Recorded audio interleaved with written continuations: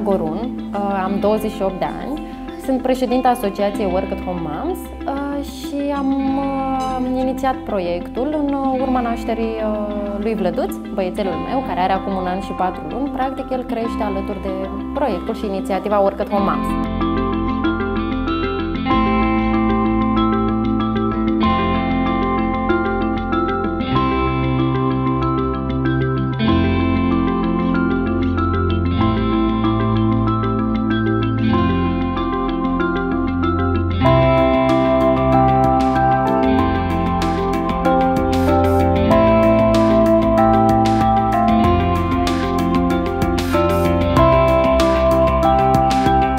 Prin intermediul Asociației Work at Home Moms am dezvoltat diferite instrumente adaptate nevoilor mamelor din România.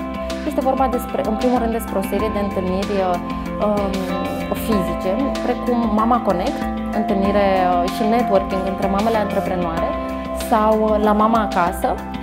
Sunt întâlniri dedicate proiectului unei mame care primește comunitatea și o întâmpină cu serviciile sau produsele pe care le propune.